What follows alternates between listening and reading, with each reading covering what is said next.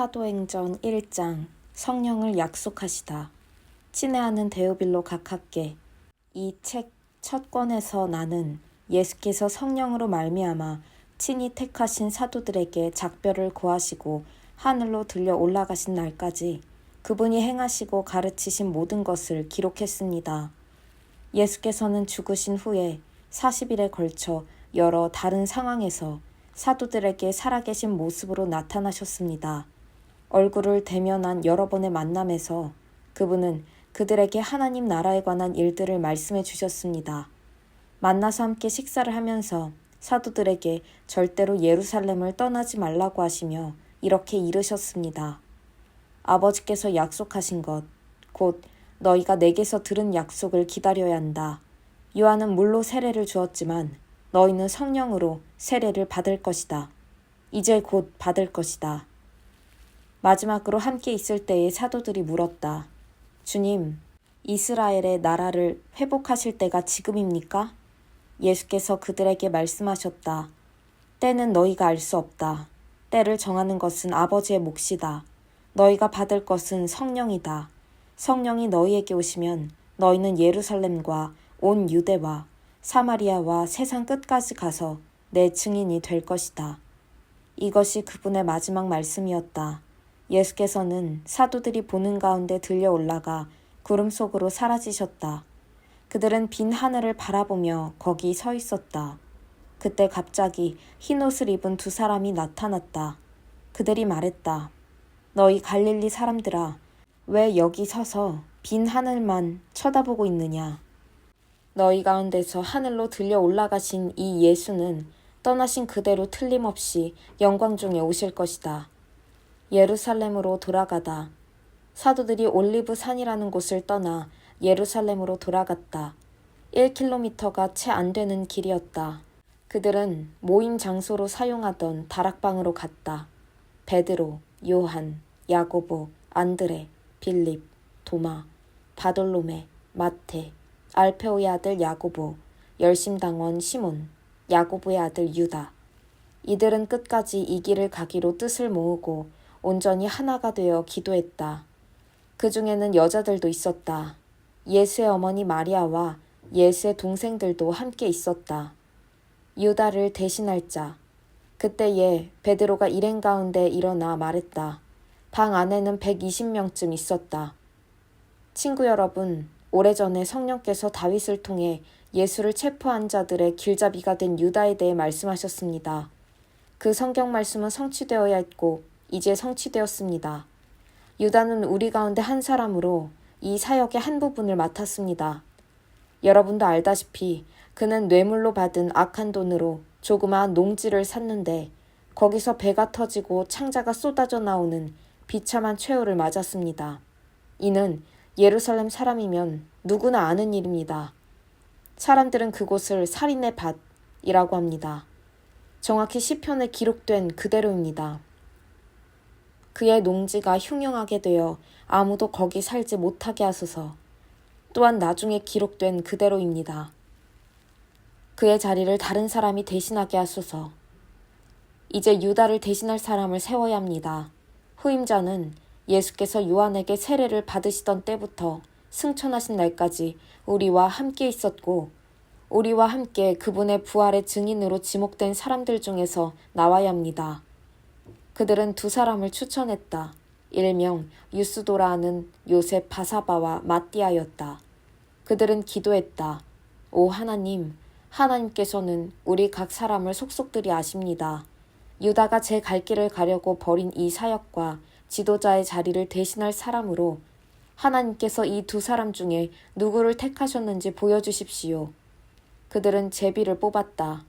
마띠아가 뽑혀서 12 사도 중에 들게 되었다.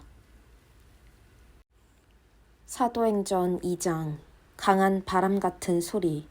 오순절이 되었을 때 그들이 다 함께 한 곳에 있었다.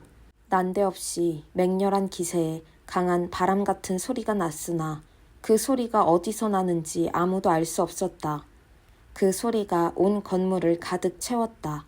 그러더니 성령께서 들불처럼 무리 사이로 퍼졌고 그들은 성령께서 시키시는 대로 여러 다른 언어로 말하기 시작했다. 마침 그때에 예루살렘에는 많은 유대인들이 머물고 있었다. 그들은 세계 각지에서 모인 경건한 순례자들이었다. 그들이 큰 소리를 듣고 서둘러 달려왔다. 그런데 그들은 각자의 모국어로 들려오는 소리를 듣고 크게 놀랐다. 도무지 무슨 일인지 영문을 알 수 없어 그들은 이렇게 되뇌었다. 이들은 다 갈릴리 사람들이 아닌가. 그런데 이들이 하는 말이 우리 각 사람의 모국어로 들리니 어찌된 일인가.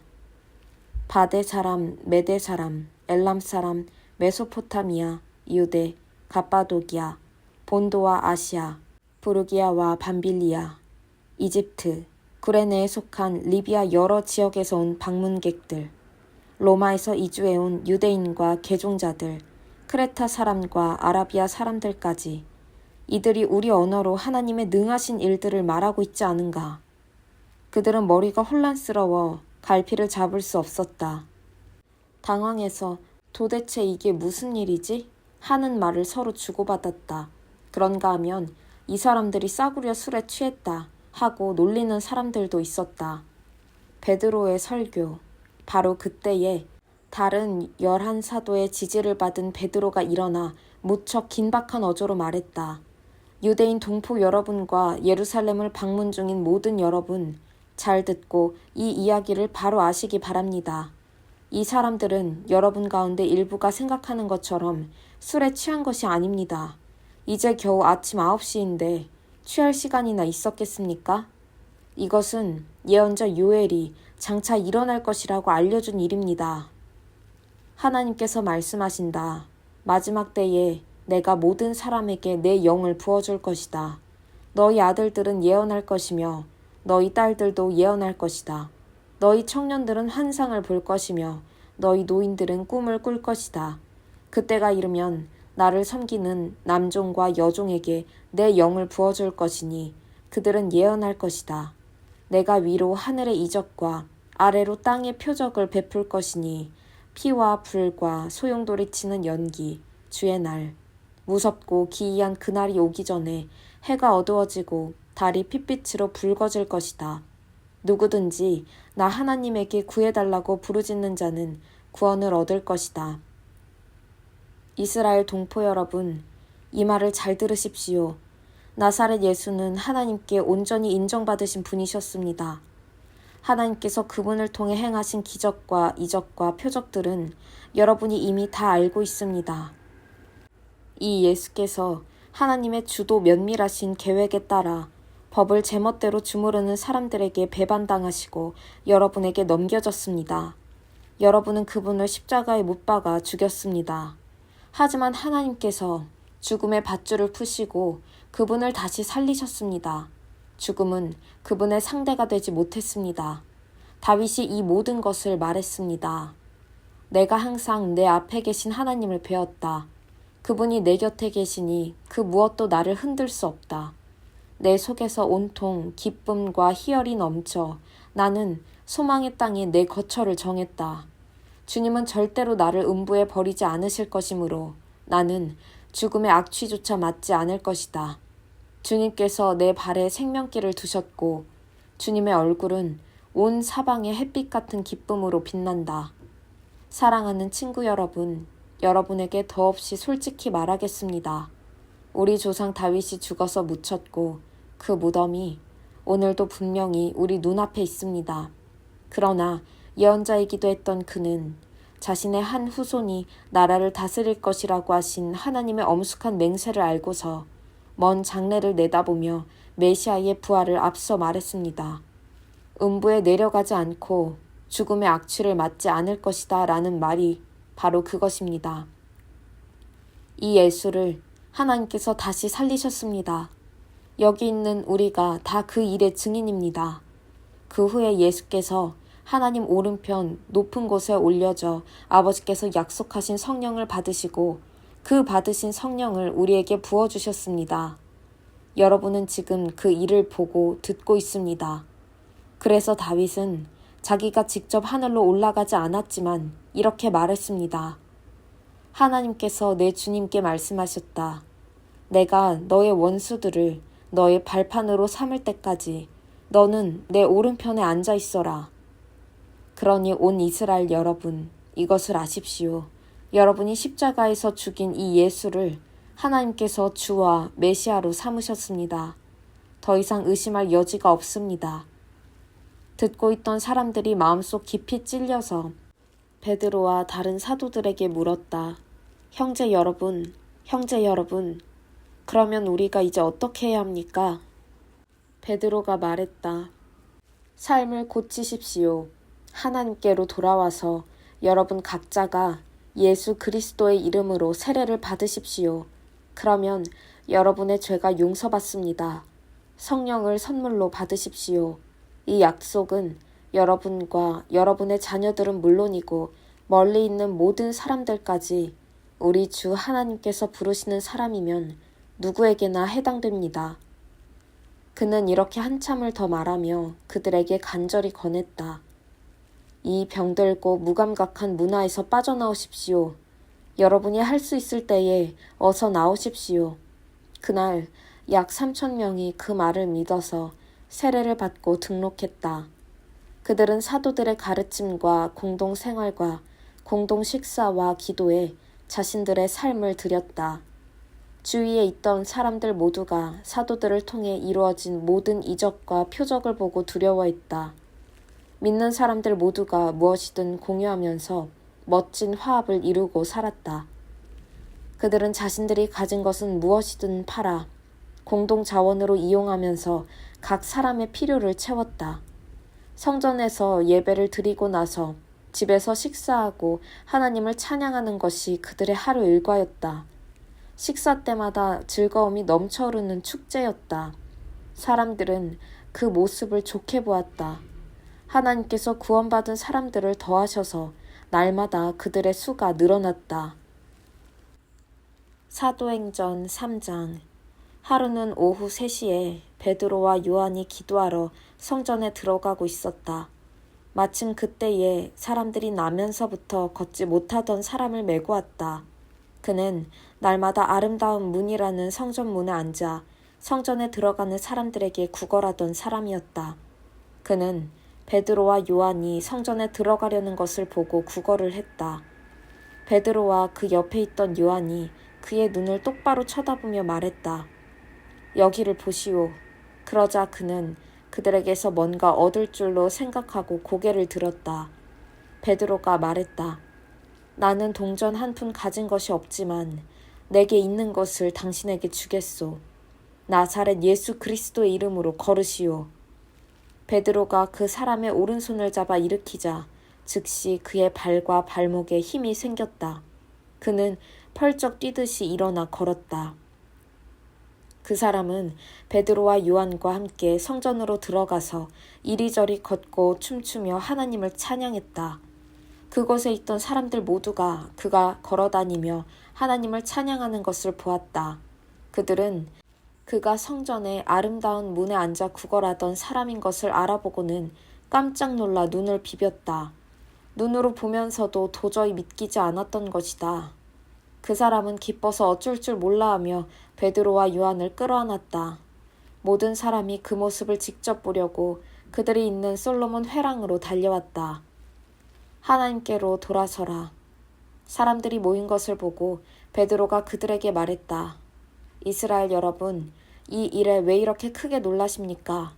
이 사람이 걷게 된 것이 마치 우리 능력이나 경건함 때문인 것처럼 왜 우리를 쳐다보는 것입니까? 아브라함과 이삭과 야곱의 하나님, 곧 우리 조상의 하나님께서 그 아들 예수를 영화롭게 하셨습니다.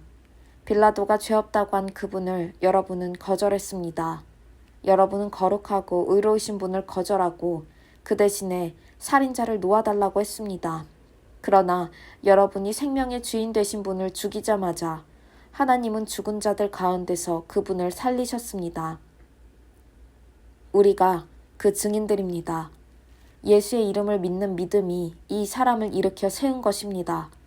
이 사람의 상태는 여러분이 잘 알지 않습니까? 그렇습니다. 바로 믿음. 오직 믿음이 여러분 눈앞에서 이 사람을 완전히 낫게 한 것입니다. 친구 여러분, 예수를 죽일 때 여러분은 자신이 무슨 일을 하는지 몰랐습니다. 여러분의 지도자들도 그러했습니다. 그러나 모든 예언자의 설교를 통해 메시아가 죽임당할 것을 처음부터 말씀하신 하나님께서는 여러분이 무슨 일을 하는지 정확히 아셨고 그 일을 사용해서 그분의 계획을 이루셨습니다. 이제 여러분의 행실을 고칠 때입니다. 하나님께로 돌아서십시오. 그리하면 그분께서 여러분의 죄를 씻어주시고 축복의 소나기를 쏟아부어 여러분을 새롭게 하시며 여러분을 위해 예비하신 메시아 예수를 보내주실 것입니다. 하나님께서 거룩한 옛 예언자들의 설교를 통해 말씀하신 대로 예수는 만물의 질서가 다시 회복될 때까지 하늘에 계셔서 보이지 않을 것입니다. 한 예로 모세는 이렇게 말했습니다. 너희 하나님께서 너희를 위해 너희 동족 가운데서 나와 같은 한 예언자를 일으켜 세우실 것이다. 너희는 그가 하는 말을 다 들어라. 그 예언자의 말을 듣지 않는 사람은 하나도 남김없이 그 백성 가운데서 멸망할 것이다. 사무엘부터 시작해 그 뒤를 이은 예언자들도 모두 같은 이야기를 전했고 이날이 올 것을 힘주어 말했습니다. 여러분은 이 예언자들의 후손이며 또 하나님께서 여러분의 조상과 맺으신 그 언약의 후손입니다. 하나님께서 아브라함에게 주신 언약의 말씀이 무엇입니까? 이 땅의 모든 민족이 너의 후손으로 말미암아 복을 받을 것이다. 그러나 여러분이 맨 먼저입니다. 하나님께서는 여러분 한 사람 한 사람이 그 악한 길에서 돌이키면 여러분에게 복을 주시려고 그 아들을 일으켜 세우시고 여러분에게 보내신 것입니다. 사도행전 4장 숨길 것이 없다. 베드로와 요한이 사람들에게 말하는 동안 제사장들과 성전 경비대장과 사두개인들이 다가왔다. 그들은 이 신출내기 사도들이 사람들을 가르치는 것과 죽은 자의 부활이 예수께 일어났다고 선포하는 것에 분개했다. 그들은 사도들을 체포해 다음날 아침까지 감옥에 가두었다. 이미 늦은 저녁이기 때문이었다. 그러나 그들의 이야기를 들은 사람들 가운데 이미 메시지를 믿은 사람들이 많았다. 그 수가 대략 5,000명쯤 되었다. 이튿날 예루살렘에 회의가 소집되었다. 통치자, 종교 지도자, 종교학자, 대제사장 안나스, 가야바, 요한, 알렉산더 등 주요 인물들이 다 모였다. 그들은 베드로와 요한을 한가운데 세워놓고 따져 물었다. 누가 너희에게 이런 일을 맡기더냐? 도대체 무엇 때문에 이런 일을 하느냐? 그 말에 베드로가 성령이 충만하여 거침없이 말했다. 백성의 통치자와 지도자 여러분, 오늘 우리가 병자를 고친 일로 재판에 회부되어 신문을 받는 것이라면 나는 더없이 솔직히 말하겠습니다. 우리는 하나도 숨길 것이 없습니다. 여러분이 십자가에서 죽였으나 하나님께서 죽은 자들 가운데서 다시 살리신 나사렛 예수 그리스도, 그분의 이름으로 이 사람이 건강하고 온전한 모습으로 여러분 앞에 서 있습니다. 너희 석궁들이 내버린 돌이 이제 모퉁이 돌이 되었다는 말씀은 예수를 두고 하신 말씀입니다. 구원받을 다른 길은 없습니다. 오직 예수의 이름 외에는 구원받을 수 있는 다른 이름을 우리에게 주신 적이 없고 앞으로도 없을 것입니다. 베드로와 요한이 어찌나 당당하고 자신 있게 서 있던지 그들은 두 사람에게서 눈을 뗄 수 없었다. 그 두 사람이 성경 훈련이나 정식 교육을 받지 못한 평신도인 것을 알고 그들은 더욱 놀랐다. 그들은 그 두 사람이 예수와 함께 다녔다는 것을 알았지만 그들 앞에 꼿꼿이 서 있는 고침받은 그 사람을 보고서는 뭐라고 반박할 말을 찾을 수 없었다. 그들은 방도를 짜내기 위해 베드로와 요한을 밖으로 내보내고 나서 서로 의논했다. 이들을 어떻게 하면 좋겠습니까? 기적은 일어났고 그 배후에 저들이 있다는 것이 이미 온 시내에 알려졌습니다. 우리도 부인할 길이 없습니다. 더 이상 일이 커지지 않도록 저들을 위협해서 입을 막읍시다. 다시는 누구한테도 예수의 이름을 말하지 못하도록 말입니다. 그들은 베드로와 요한을 다시 불러서 어떠한 경우에도 예수의 이름으로 말하거나 가르치지 말라고 경고했다. 그러자 그들이 바로 되받았다.